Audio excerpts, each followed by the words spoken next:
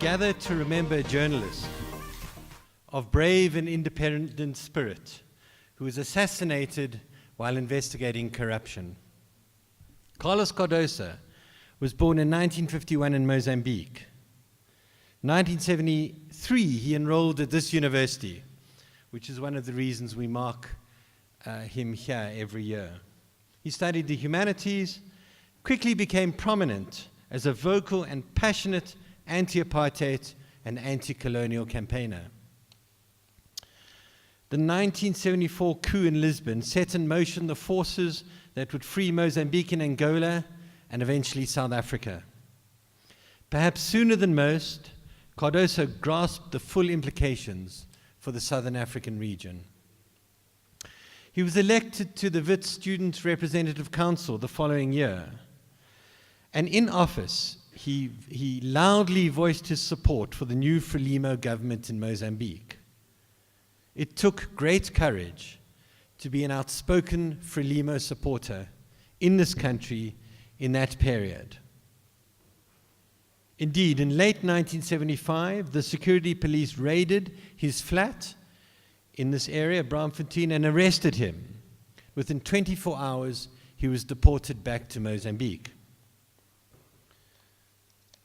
On his return home, Cardoso became a junior reporter on a weekly newspaper, Tempo, before joining Radio Mozambique in 1978. 2 years later, he became the director of Mozambique government's news agency, AIM. In 1982, he incurred the wrath of President Samora Machel by running a story on the rebel movement Renamo, bringing the issue into the open for the first time. For this, he was jailed for 6 days.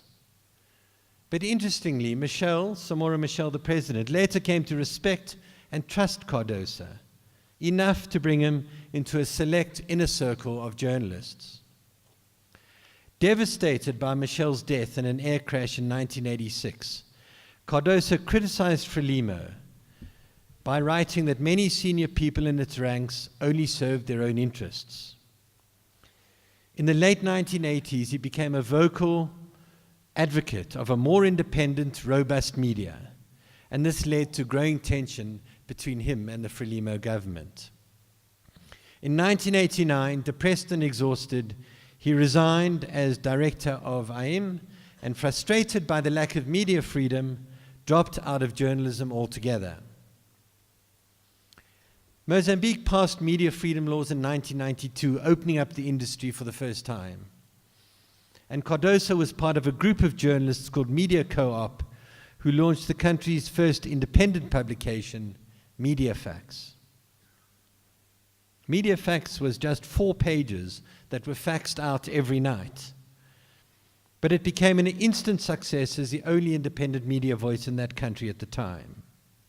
According to Carlos's colleague and his biographer, Paul Fauvet, it was a voice located on the left wing of Frelimo, but quite prepared to denounce government blunders or abuses, and it was sharply written. Although some in the ruling party supported press freedom and were open to the criticism, others responded with harassment and even bomb threats. Cardoso's chief concern at the time was corruption in Mozambique, and he exposed the country's growing drug smuggling syndicates, fraud and embezzlement involving business people and politicians. He also became active in the Together for the City local government movement in Maputo, won a seat in the council as an independent, but he was also at the same time as a journalist investigating a corruption scandal involving the state-controlled commercial bank of Mozambique. On November the 22nd, 2000, Cardoso was gunned down in the streets of Maputo. 2 years later, Anibal dos Santos, commonly known as Anabalzino, and 5 others were convicted of his murder, receiving long prison sentences and ordered to pay compensation to his family and that of his driver who was injured in the attack. It was found that Anabalzino had been hired to silence Cardoso by 2 members of the Abdul Sattar family who had pulled off the multi-million fraud that Cardoso was investigating. Steps were also taken to indict the son of President Joachim Chissano in the murder, but this didn't come to anything. As if to confirm that the assassins had friends with influence, the assassin, Anibalzino, escaped from prison 3 times. I knew Carlos as a man with a passion for discussion and argument, always ready to engage energetically, exchange and thrash out ideas all night if necessary. He was fervent in his anti-colonialism and his passion for a free Mozambique. He had an indomitable, independent spirit. So we gather to remember him not just as a fierce and brave investigative journalist, but one who came to symbolize the spirit of public service, which is at the heart of great journalism and the investigative journalism we are dealing with at this conference. He played a key role in the establishment of Mozambique's free media. Forvey writes, Cardoso came to embody all that is best in Mozambican journalism, all that was honest, questioning, combative. He was admired, respected, loved, even among those subjected to withering criticism in his paper. So it's fitting that at a conference of investigative journalists from all across the world, we remember a journalist killed in the line of work. According to the CPJ, in this year alone, 34 journalists have been killed, 259 in prison, and 59 have gone missing. So in remembering Carlos, we're honoring all those of independent and courageous spirit, all those who have investigated and exposed corruption, and all victims of censorship. To introduce our speaker tonight, I will call on Vice Principal of the University, Professor Tawana Cooper. Professor Cooper is Deputy Vice Chancellor and Vice Principal, but he's a man who's long been involved in the media in various ways. His professorship is in the area of media studies. He's a media studies academic. He's also chair of Amamugani, the investigative unit that's been much in the news and done remarkable work in recent times, and chair of the Media Monitoring Africa, also an important non-profit NGO in this country. Professor Cooper.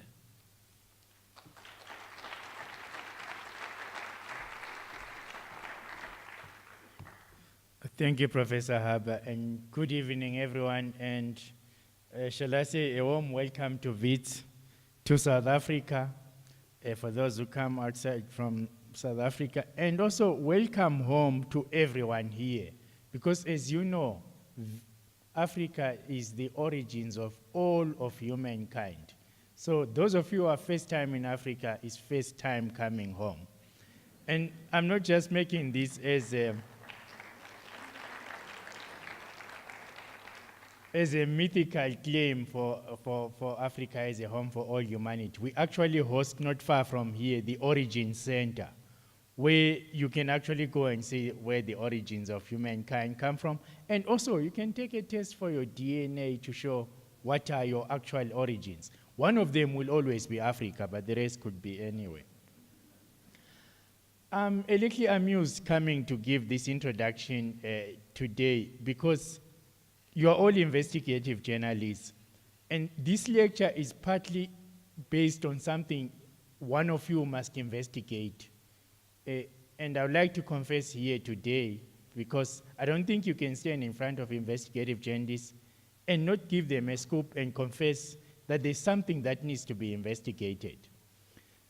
2 people would need to be investigated partly. Professor Haber, who just spoke and did not tell the whole truth. You can't believe that Anton wouldn't tell the whole truth.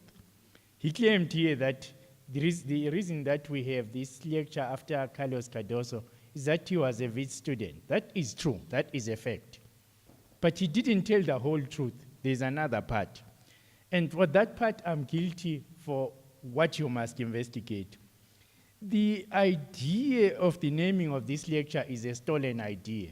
I personally stole the idea and sold it to Anton. I recall telling him the whole truth but I'm surprised he didn't tell the whole truth here. And what is the whole truth? The whole truth is that a certain Professor Peter Vale, who works for a university next to us, came to us and said we should start an annual lecture in the name of Carlos Cardoso to talk about solidarity movements in Southern Africa and Southern Africa's international relations. I thought it was a boring idea and that the older professor was not being imaginative. So I stole the idea and I went to Anton, because we run this annual lecture, the Investigative conference every year. I said, why don't we introduce a lecture in that? And Anton immediately agreed. We normally conspire together. You can investigate that too. We then agreed that the best way to do it is to steal the Cardoso lecture and make it a lecture in investigative journalism. Because of the things that Cardoso had done, investigative journalism was more interesting in the latter part of his life. He participated in the liberation movements that liberated Southern Africa. But up to the point he died, what was he? A crusading investigative journalist, a person who did the following: left his position as a party information apparatchik in a one-party state with state-controlled media, and became a crusading journalist digging deep on looting of public funds. And he died for it. So what better way of honoring him, even if we stole the idea? I'm quite sure, I know investigative journalists are very harsh people. Even in your harshness, when you report this crime, you will understand that the theft was in the public interest and actually promoted an idea that celebrates all of you. So please be kind. So his story is about living a comfort zone in elite positions, courage, moral conviction, pursuing public accountability where it is weak, and compromised in the support of democratization. I think I'd like to just say two things about investigative journalism. I think investigative journalism is a weapon in the struggle for the kind of public accountability that is necessary to create a democratic culture and society. It is equally true that investigative journalism needs a democratic culture to thrive, and for journalists never to be killed for practicing it. So it gives me pleasure, ladies and gentlemen, to introduce and say why Advocate Beatrice Mtetwa is appropriate for this kind of lecture. I think, if I might say at a high level, Beatrice Mtetwa's accomplishment is that she's a tireless fighter for democracy, because she fervently believes that a democratic culture is critical to the existence of freedom of media and of a free media, and at the heart of a free media is probing journalism, of which investigative journalism is its best practical expression. So who is Beatrice? She graduated with an LLB degree from the University of Botswana in Swaziland in 1981. She worked in Swaziland as a prosecutor between 1981 and 1983. Then she moved to Zimbabwe, and from 1983 to 1989, also in the prosecution services before going into private practice. She has litigated on human rights issues since 1990, with an emphasis of freedom of expression, freedom of the media, and the associated freedoms of freedom of association and human rights. And for that, her accomplishments and her strong moral beliefs and commitment and selflessness in these endeavors, she has been recognized across the world and locally and regionally. So, for example, in 2003, Law Society of England and Wales gave a Human Rights Lawyer of the Year. Index on Censorship in 2006 Censorship Law Award. Committee to Protect Journalists Media Lawyer of the Year, 2005. And in 2008, in recognition of defending the highest ideals of journalism. Then she also received the Felicia and Sidney Kentridge Award for service to law in Southern Africa. Some of you might know that Felicia and Sidney Kentridge, originally South Africans who immigrated to the UK and are associated with human rights and associated freedoms. Also in 2010, she got the American Bar Association International Human Rights Award. Then Case Western University in Cleveland, USA in 2011 gave her the Inamori Prize for Ethics. She has been awarded honorary doctorates by several universities. I'll just mention a few. St. Francis Xavier University in Nova Scotia, Canada, 2013. University of Bath in the UK, 2014. University of Rhodes, Grahamstown here in South Africa, 2016. She was also given the International Woman of Courage Award, 2014 by Georgia Tech in Atlanta. She's an adjunct professor in University of Carleton University in Ottawa, counselor in the International Bar Association Human Rights Institute, former president of the Law Society of Zimbabwe, a very, very famous country these days, and has been harassed by state agents through arrests, prosecution, physical assaults, etc. as a result of her work. When things got dramatic in Zimbabwe 48 hours ago, Anthony and I were wondering whether she would come. And she's here. And Beatrice, this is your audience.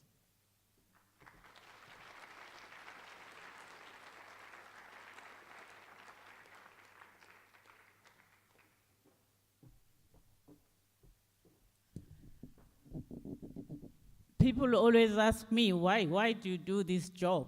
You know, the best thing that can happen to you when you represent journalists is that they'll make you get awards because they'll write about your work. If I had been representing other people, actually, I don't think I would have the list that Professor Cooper was speaking about. And that's the question I really always get asked. Why do you do this kind of work in a place like Zimbabwe, where you don't always, get treated the way you're supposed to be treated for just doing your job? And my answer is always that, you can't say you are the Democratic Republic of Zimbabwe without a free media. No country can claim to have democracy when they stifle the media. And I cannot honestly say that I defend rights if I don't defend the right for the media to have the freedoms that will create a democratic country with all the spaces being opened. So far as I'm concerned, if I'm to practice as a lawyer without restrictions, I do need the media to be able to report on my work. If they can't report on my work, if they are unable to follow certain things that happen in the country, I cannot honestly say that there's democracy in the country. So whichever field you are in, the media plays a crucial role in ensuring that all the rights are actually enjoyed. If you are denied the right to associate, as provided for in most of our constitutions, it's only the media that will be able to say, hey, we do have this section that says you are entitled to freedom of association, and if you are unable to enjoy it, and you don't even know that you are not allowed to enjoy it, then you might as well not have it. Investigative journalism is particularly important in our region, or basically generally in the developing world. I think you have seen in South Africa how the power of the media has brought international institutions to their knees. You've had PR firms collapsing because the media said, where there is corruption, we shall shine that torch that says we are not going to have corruption in our midst. You have seen big accounting firms having to admit things that would never have been admitted without the media shining that torch in the dark corners where we're not supposed to see. So it's absolutely crucial that there be investigative journalism, because that is where our politicians feed the most. My plea to investigative journalists is that, in particular, when you follow the politicians, there is the need to also look at the private sector players. As Professor Baba was speaking, I was thinking how, in fact, it's always businessmen and women sometimes, and politicians who are always at the forefront of corruption. And although the politicians are pursued with vigor, sometimes the private players are not pursued with as much vigor as the politicians. And I think we should deliberately now try to also ensure that the private players who are involved in corrupt activities are pursued with absolute and total vigor. And I believe this would help, because the consequences on private players when we talk about corruption are far more than the, those that politicians have to face. If a public-private player is involved in corruption and it comes out in the open, we have seen, using the South African example, how actually you can lose your business because you are deemed to have engaged in illicit practices. You'll be shunned by some of your clients, and obviously if you hit them in the pocket, that probably is the best way to do it. And I'll also use the Zimbabwean example.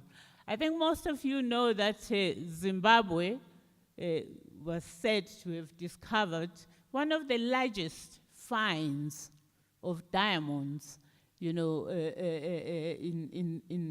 probably the world. And everybody thought that, oh, well, Zimbabwe will get out of the economic doldrums that we've been going through because we are going to enjoy, the fruits that will come out of the diamonds. We all know that Zimbabwe is worse off now than it was when the diamond fields were discovered. And we know that it's not because nobody mined the diamonds. The diamonds do get mined, and it's the revenues that never quite accrue to the state coffers.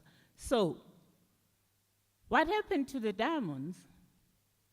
We have a Kimberley process that is supposed to make it impossible to sell illicit diamonds. So, where did the money go? We had our president himself admit about 2-3 years ago that $15 billion disappeared from the diamond fields.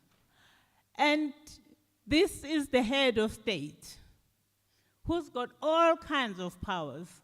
And of course, minerals in Zimbabwe are superintended by the government itself. We have the Mining Development Corporation, the Mining Marketing Corporation. All of them are directly involved in mineral resources. You cannot have a mineral company without being in partnership with the government. So if 15 billion has gone missing, why has the president not set up a commission of inquiry to find out what happened to all of that? And if, you can't sell diamonds with certain certificates because that's what the Kimberley process demands, why is it that we're able to sell those diamonds? And my thesis is that if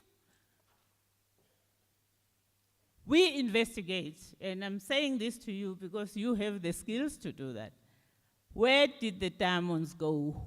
Which of the players in the diamond industry, because you are not going to get someone who doesn't know how the process works to dispose of $15 billion worth of diamonds. If we know who those private players who facilitated this theft of Zimbabwean wealth, if we know who they are, surely there has to be a system of making sure that they are banned from participating in the industry, or there is some other sanction that they will get. You know, this is where investigative journalism becomes absolutely crucial, particularly in an area of resources. In South Africa has this wonderful, wonderful constitution which everybody raves about, but that constitution is not going to be put into effect without your input. And this is why virtually every case that has gone to the Constitutional Court here has had input from the journalists. And this is not an easy way, as you heard the young man Tandegile in the morning speak. This is not an easy job, even in an area like South Africa, where the government will try and use the normal methods that they use to put a stranglehold on the media. Yes, perhaps they are not killing journalists like they do in other countries, but we know that they use other methods like, you know, denying you advertising. In Zimbabwe, we had the criminal defamation, which thankfully was outlawed a few years ago. We still have civil defamation where, you know, those that you report on will want to sue you for everything you have in order to bankrupt your media houses. And yes, you can try and defend it, but unfortunately, not all our judiciaries are above board. In Zimbabwe, for instance, we've had judges suing the media for defamation. And I mean, honestly, do you seriously think that if you go to my colleague as a judge to sue me, you know, my colleague will rule against me? That's not gonna happen. So you know that everything is stacked against you the minute that litigation starts. There was a time, actually before 2007-8 in Kenya, when judges constituted one of the largest groups that brought defamation cases against the media. And they were giving themselves the highest possible damages. And in fact, it became a sideline for income. And so you can't always say that the courts will see that actually this is just harassment or an attempt to kill stories that they don't like. So there are those ways of trying to stop journalists from publishing. We also have the criminal laws that are still in our statute books. In Zimbabwe, for instance, we have what they call publishing false statements that are prejudicial to the state. I mean, everybody will know that that is so subjective that anything can be said to be prejudicial to the state. And unfortunately, with our judiciary in Zimbabwe, although we've challenged that law, the state has started a new process of stopping the constitutional challenges from being heard. You know, they arrest a journalist under that section. You challenge the charge as being unconstitutional because, you know, it violates freedom of expression and freedom of the media. We have those freedoms protected by the Constitution.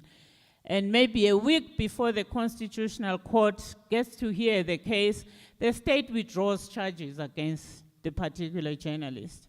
And when they get to court, they say, oh, you know, these courts don't normally sit to deal with academic cases.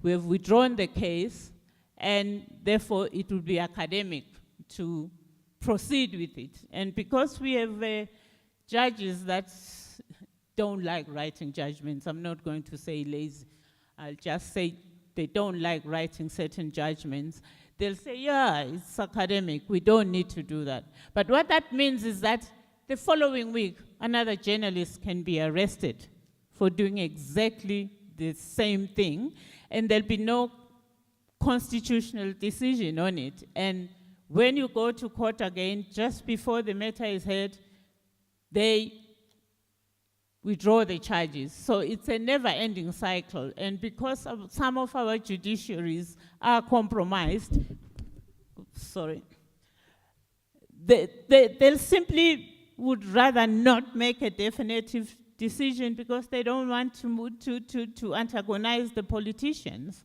And so the cycle just simply never ends. I feel very strongly that we should all collaborate when it comes to media freedoms, when it comes to exposing corruption, when it comes to ensuring that, you know, the right hand and the left hand work together. I feel very strongly that the law and journalism intersect far more than actually you realize.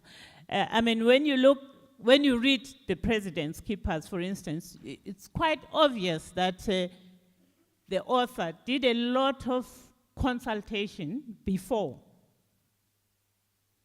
publishing the book. He knew what he could do if in fact there are threats to arrest him, to prosecute him, to sue him, to stop publication of the book. And because the publisher and the lawyers and the journalists had worked together, the publisher, when threatened with the pulling of the book, said, you know, you can go to court, but we're not pulling off the book.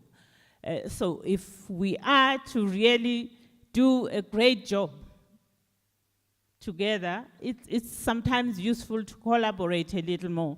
I know some of you will think that I'm touting for work, you know, but there are many, many organizations that can actually look at some of your stories without charge, because they are also civil society activists, to make sure that you don't just give that little opening that might make the authorities not want your story out there, or sometimes even your editor, because, you know, in our countries, a lot of the media houses are businesses. You know, the owner of the business doesn't want his business to be shut down. So it's absolutely crucial that he is on board and is satisfied that when the editor decides that I'm putting this story, you know, there'll be no legal consequence or threat of shutting down the particular media house.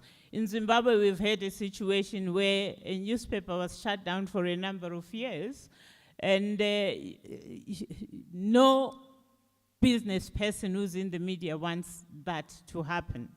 So it sometimes is useful to just run some of your stories to make sure that some of the legal niceties are covered without in any way changing the story.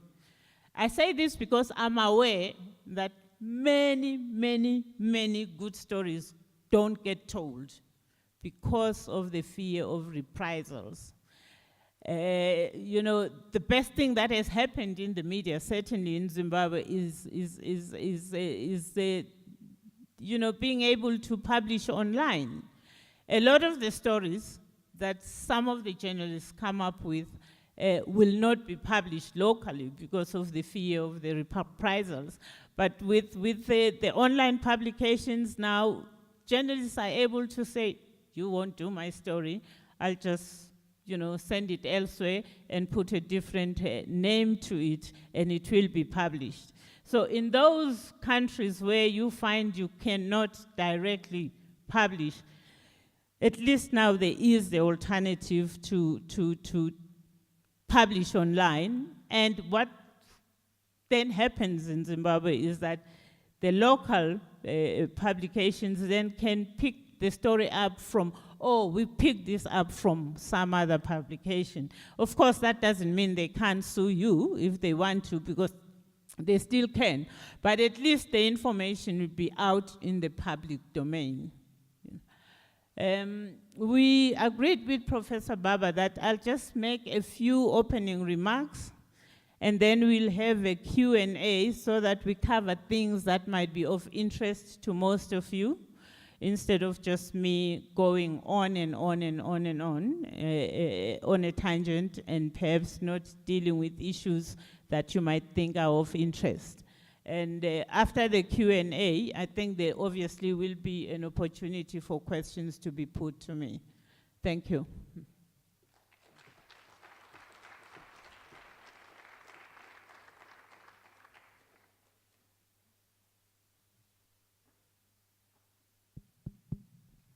Thank you very much.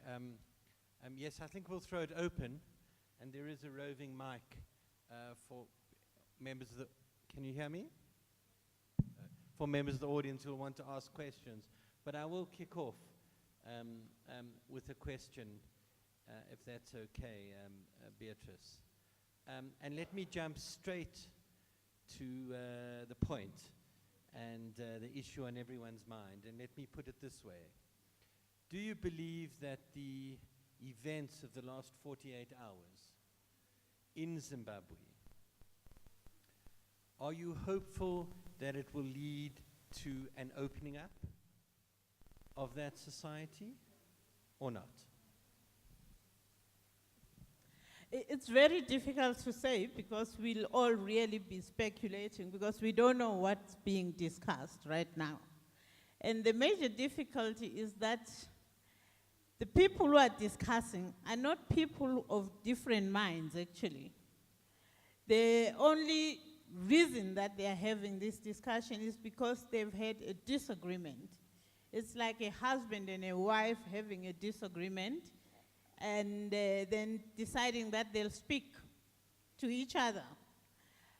I am skeptical about expecting things to be drastically different from how they were before.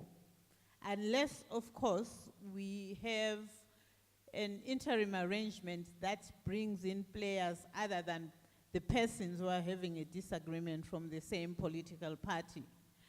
The disagreement between the different factions is really not on ideology.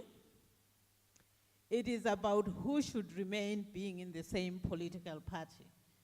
And if we look at how long these people have been together, even just from independence in 1980, it's extremely difficult for the ordinary person in the street to think that one suddenly will do things differently because now they're doing it under some agreement. They've had almost 38 years of working together. All the decisions that have previously been made have been made together, and there's been no public disagreement. And I think most of you are aware of the fact that in Zimbabwe, people start having differences with the ruling party the minute they are thrown out. We don't have people disagreeing with how things are done, and they decide to get out of the political party to do things differently. That's where I think that it would be great if something comes out and gets supervision externally. We have a level playing field politically. We have elections that are conducted under a transparent system as opposed to the current opaque system where some of the political players are also the referees. So as far as I'm concerned, it's unlikely that we'll get something different. But of course, politicians are fantastic at putting cosmetics on things. So initially, we'll probably think we're seeing a difference. But if the region and the continent decides to supervise a transition that will not be limited to just one party, we could very well have something to work on. So we are optimistic that something good might come out, but I'm not going to think that is something the people of Zimbabwe think. This is why we have not seen them out in the street toying and saying what a great thing has happened in Zimbabwe. Thank you very much. I wonder if you could comment. I know you flew out of Zimbabwe last night, but I wonder if you could comment on how you view the capacity of the Zimbabwean media to report what is happening and what's happening behind the scenes. Harare has generally become the rumor capital of the region, even before this, because we do not run a very open system. I mean, in the last 48 hours, for instance, you have not had a single press conference where those who are in charge of what's going on have come out to the people to say, this is what's happening, this is the process that's being followed, these are the negotiators, and this is what we are negotiating towards. So, you know, the culture of openness just isn't there. And the media in Zimbabwe has not been able to demand that space. Because how do you go to a general who's carrying a gun and demand an interview? You're not going to get it because we just don't have that culture. As the media, we are now used to either getting the press statements that they will issue, in respect of which there'll be no questions taken, or you rely on sources because of the fractious nature of the politics.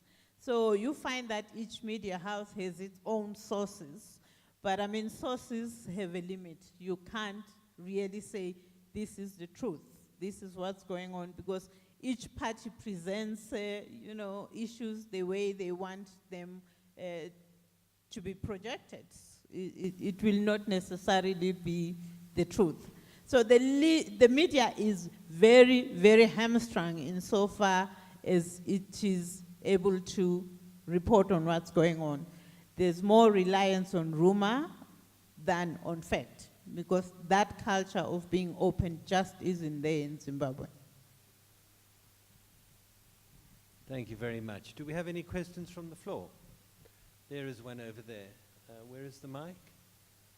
And second over there. Shall we take 2 or 3 questions? Let's keep them short. And there's a third one, and then Beatrice can respond to those. Sorry, where's the mic? Okay, sorry. Hi, I'm just wondering how you think,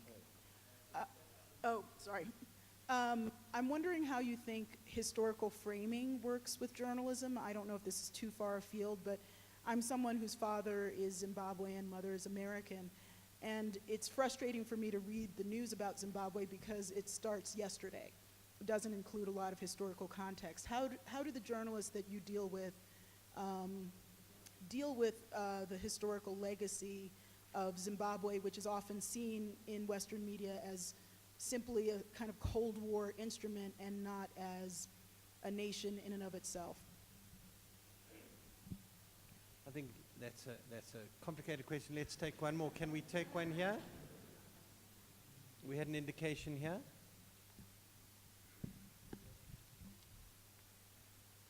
Let's take one more, then we'll ask Beatrice to respond to them, and then we will take more. Would you introduce yourself first? Hello, my name's Christina. I'm a freelance development journalist. I'm interested in terms of how, I think using Jacques Poe's book, The President's Keepers, as a sort of comparative piece for how people have captured Mugabe in previous books, whether it be Peter Godwin's The Fear, or talking about Kathy Buckle, or perhaps other journalists. I want to understand why the region has tolerated, or rather has not stood up to Mugabe silencing journalists. I mean, today there's a young girl, Martha O'Donovan, has been remanded back into custody again today for insulting Mugabe. And, South Africa makes a meal of insulting our president, and we get away with it, but we certainly qualify it with, with evidence in terms of how we feel, there may be association with the corruption scandal. Now, you mentioned the diamonds, there's platinum in Ugu, etc. Can you just help me understand why the region, doesn't speak out against that kind of silencing of the media? All right. If I understand the first question, Farai, if I don't fully answer it, it's because it's as the professor. If it's complicated for a professor, what about me? Yeah. All right. Zimbabwe has never really been free. we talk about Zimbabwe having become independent in 1980, but actually, strictly speaking, Zimbabwe has never been free. And there has never been an attempt to deal with the historical issues that were there before 1980. And 1980 just built on what had been there. The secrecy that had been there continued. The atrocities that happened before 1980 were never looked into. So it wasn't difficult for Zimbabwe to get into independence and start committing atrocities, particularly in Matabeleland. And the media was unable to report on that in Zimbabwe. Even the external media, you know, you had a few people who would report on that. And some of the few who did got deported. So in Zimbabwe, historically, we've had just this culture of a media that has always been stifled, even by those who claim to have liberated us from Ian Smith before 1980. And so it's very, very difficult to break from that past. And if we are to break from that past, we have to deal with the past. For as long as we have not dealt with all of those legacy issues, the media in Zimbabwe will continue to have the problems that we have been having, and there has to be that dealing with how best do we break from the past, how do we enjoy these rights that are there in the Constitution, because the rights are there, on paper they are all there. It's just practically people are not enjoying them. And it's become so normal that actually people don't even demand those rights anymore. The few that do then get into trouble. I hope I've answered your question. Right. Why do the leaders in the region tolerate our president behaving as he does, particularly towards the media? I mean, these guys admire him. He can do it and get away with it. Do you think President Zuma wouldn't like to be a Mugabe? I mean, can you imagine him being able to do what Mugabe does and get away with it? They are in awe of him. They would love to do what he does. And also because they do what he does, but there are breaks on them, you know, they're not likely to say, well, why have you been captured by this one or that one when they themselves have been captured? I mean, you're not going to get President Zuma saying to Mugabe, oh, why do you want your wife to become president, when he's trying to get his ex-wife to be president? So, I mean, I look at the leaders in the region as being really more like a trade union of presidents. You scratch my back, I'll scratch your back. And I don't think they're likely to really, you know, call him to account. And if we look generally at how they've behaved with everything else, do you really hear them doing anything? I mean, we know what's been happening in Zambia. We know what's been happening in Tanzania. Have you heard SADC even issue a statement, just a useless statement to say, oh, we will not tolerate the region behaving like this. You know, the media has rights, and people must be allowed to enjoy their freedoms. So they are not likely to do that. And of course, we do have the culture thing. Mugabe is seen as the regional godfather. You know, people like former President Thabo Mbeki looked up to him. He looked after them when they were in Harare. And so, you know, you don't say certain things to your father figure, and they're not likely to do that to him, because at some stage they were in awe of him.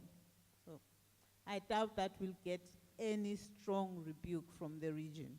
We are not going to get King Mswati saying, oh, President Mugabe, you've gone out of place. It's not going to happen, because the young man looks up to the old man, and he really wishes he could get away with some of the things that he does.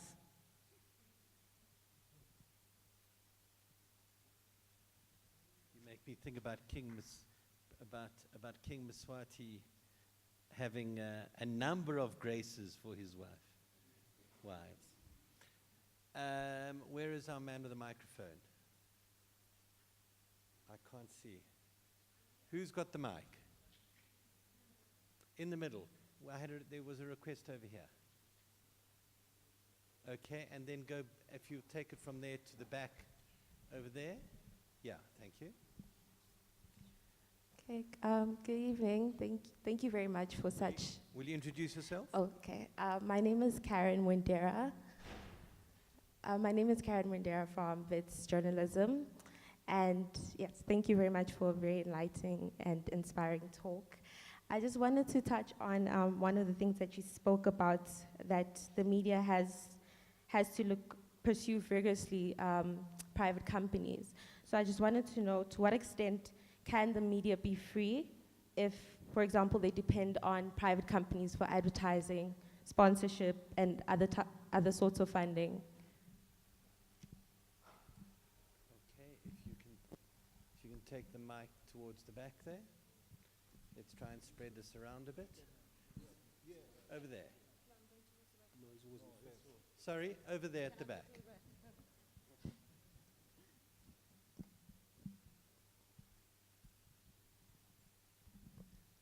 Good evening. My name is Luis Nhashot. I am a Mozambican investigative journalist. And before I talk about Carlos Cardoso, I have some to share with Mrs. Tema, Beatrice, about Zimbabwe. In 2006, I attended in Johannesburg 2 workshops related on investigative journalism organized by the chapter of Transparency International from Zim. So at the same year, in December, we went to Victoria Falls for the last step of that training before we write articles across the region, the journalists across the Southern Africa, about the municipality services. So each journalist from all countries on Southern Africa choose one municipality on this country to do a research. As a result, was published a book in 2007. So before we went to Vic Falls, we received a lot of demands for the process of visa to go to Victoria Falls.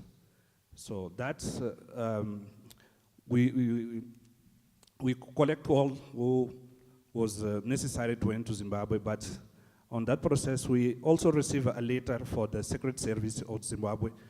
Can we get to the question? Back to the question. Yes. Yeah, when the process for getting visa for Zimbabwe, when the process was finalized, we got visa. The visa was coming with a letter of Secret Service of Zimbabwe, who give us instruction for the time we are going to stay at Vic Falls for not talk about politics, only go to attend to event and back safely to our countries.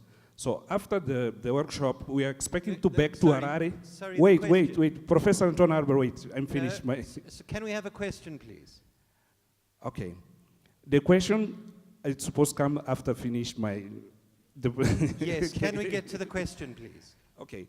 We are unable to went to Harare at that year, at 2007, because there was elections. And so Mugabe and his regime, they didn't allow to go to Zimbabwe. So 10 years after. Sorry, either get to the question or pass the mic on. Okay. Just so what is the okay, question? on the last 10 years, since what I saw them, the Zimbabwe is still the same until the last 3 days, for 10 years. That's the first question. The second is about what will bring us about Carlos Cardoso. I want to share a few things. No, sorry, we've got a question. Okay. Did you get that question? There was no, I'm not sure there was a question. Zimbabwe remains the same in the last 10 years, I think. Okay. Okay, thank you. Can we take the next question?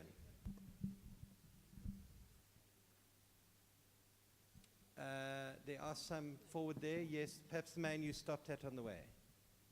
Okay, or here, there's one.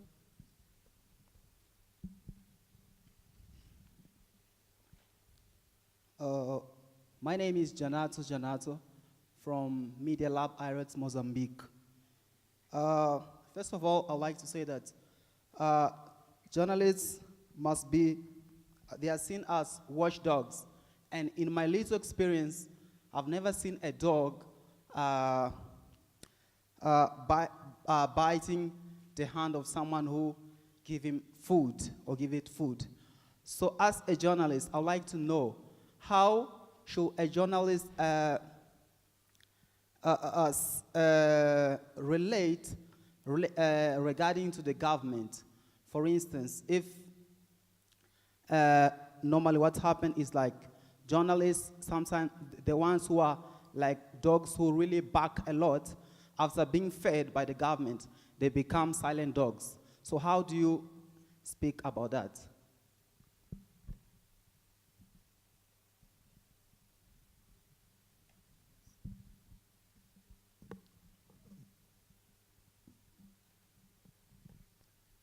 Thank you very much. I actually think your question and the first question are more or less the same, really, because she raised the first question of how you can pursue private players, considering that sometimes you are sponsored by them or you expect advertising from them. And I think your question basically is also like, how can you report certain things, you know, about the government if in fact you're getting benefits from the government? It's always an area that, you know, the owners of media houses have to battle with. But it's, I doubt very, very much that the Guptas were doing a lot of advertising anyway, because most of their money was going into the other payments that make them get certain types of work. So it's not really every private business that will be giving you advertising and or sponsorship. If they do give sponsorship, it will be on the understanding that you'll be their mouthpiece, and they're very, very good at doing that. But if we all actually took that position that, oh, I cannot do this because it might jeopardize this and that, none of us would actually be able to do anything. This is why investigative journalism is a special type of journalism, because you are the guys who have decided that you will leave no stone unturned regardless of the consequences. And so if we all had to look at what is there really in it for me, we probably wouldn't, you probably wouldn't do any of the stories that you do, and I probably would be a very rich corporate lawyer because I'd be doing more lucrative work, you know, because that's where the money is. So there is some type of work that has to be done, even without the sponsorship and the advertising.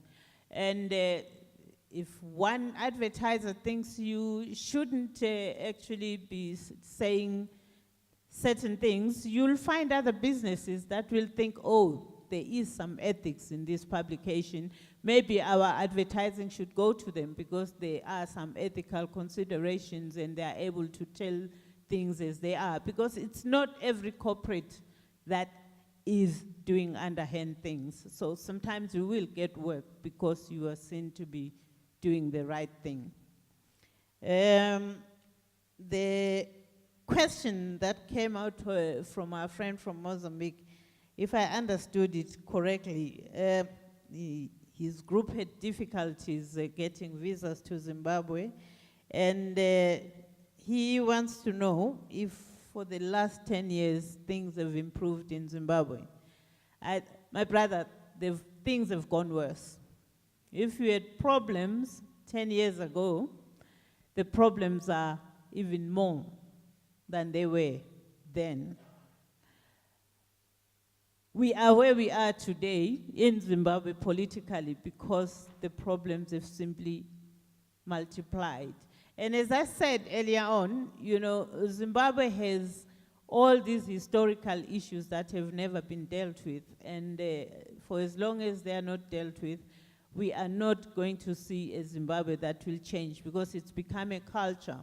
If I went into politics today, regardless of what I might say while I'm campaigning, the minute I'm in, I will be doing things the Zimbabwean way.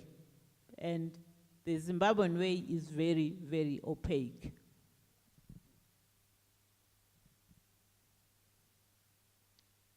Okay, have we got a question there in the middle? Let's take, I think, the last round of questions. And then what? And then we'll Thank come you. here. I'm Kees Carters from the Danish School of Media and Journalism. Now, what I found especially interesting with your talk was your sort of thinking that investigative journalism and your profession has a common interest. And traditionally, we think about media as the fourth estate, and your associated profession like the second estate. And I'm thinking, you know, this separation of the so-called powers. How would you sort of, or can you elaborate on that? You know, the second and the fourth estate. Do we really have common interest, or is it, you know, it's a sort of a new order, I would say, compared with what we are used to thinking in the separation of the power? Thank you. Can we take one over this side, please?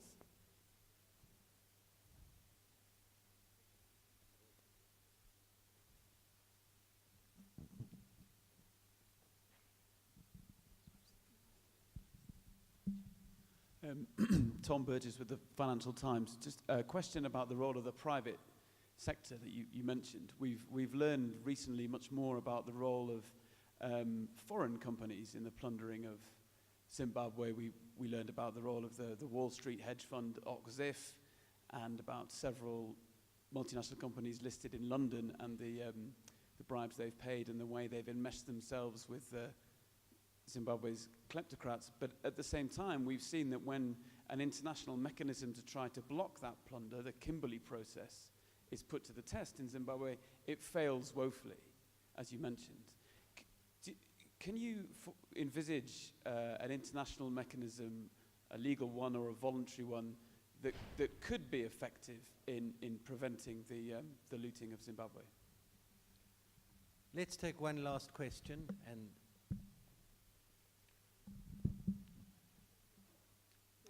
how about there?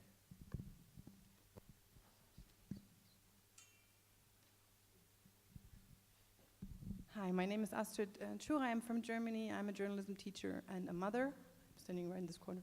I just have a personal question to you, Mrs. Mtetwa. Speaking out freely like you do, you said if you want to be rich, you would be a corporate lawyer, but you do a very important job. Have you ever feared for your life?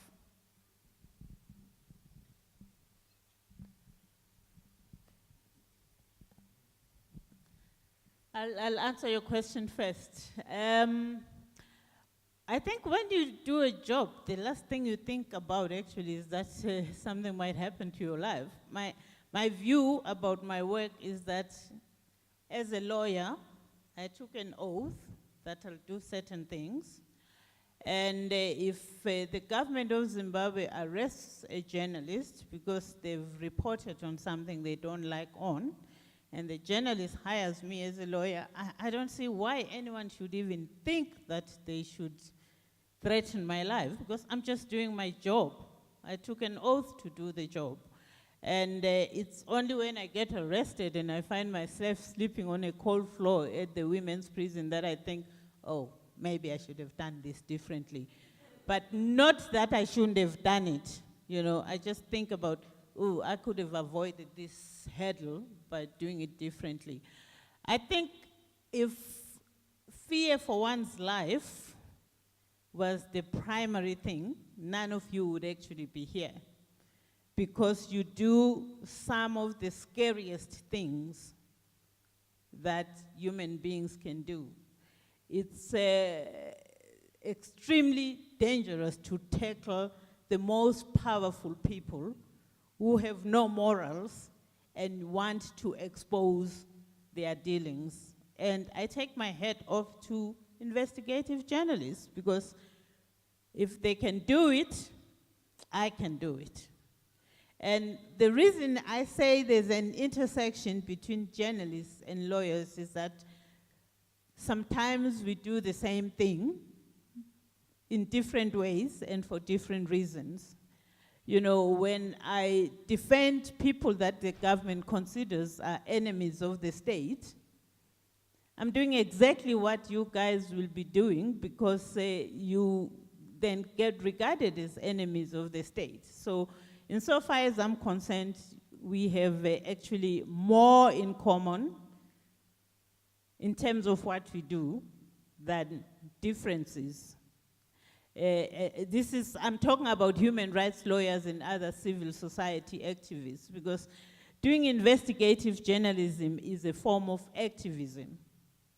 You don't do it for the glory, because there's very little glory. You don't do it for the money, because there's very little money. You do it because you have a passion for it. And if those passions can be joined, I think, you know, the parallels are there, insofar as I'm concerned. Your question was how we could find a mechanism that can deal with the failures we have seen, particularly in the extractive industry. You know, the Kimberley process was trying to deal with that. Unfortunately, for instance, the gentleman, and I'm not going to mention names because he's South African, who was put in to run with the Zimbabwean Kimberley process before Zimbabwe was readmitted, I think there was a failure to really do what was supposed to be done. I also don't think the Kimberley process is as tight in terms of following procedures as it is supposed to. There are simply too many loopholes. But I mean, the human spirit is such that where you'll try to avoid doing the right thing, you will. This is why we have all the state capture, because there are some people who are simply born to do that. You know, you will not do away with the smuggling, because there are those human beings who will take the shortcuts. It would be great if we could find a mechanism where no diamond can be sold without some verification process. But I mean, even if you have that, you still will have people design ways of ensuring that the system is subverted one way or another. But it would be great if we could all think of a watertight way of just avoiding anything, not just a system like having the failures that we have seen in the extractive industry. Yeah. I mean, we have gold. We know that there's gold smuggling. In Zimbabwe, it's probably the highest foreign currency earner right now, because it's more lucrative to smuggle your gold out of Zimbabwe than to sell it to the government and never see the full value of your sweat. Thank you very much. I think those inspiring words about public service law and public service journalism is a good place to wrap things up. So I want to thank you very much for coming at a difficult time to be with us this evening, and to say that I think you've illustrated at least part of what was answered about asked about the relationship between lawyers and journalists as an important one in supporting and backing each other's work. So thank you very much for your inspiring words. Thank you very much for joining us tonight. We've had a long day at the conference, so thank you all tonight. Good night.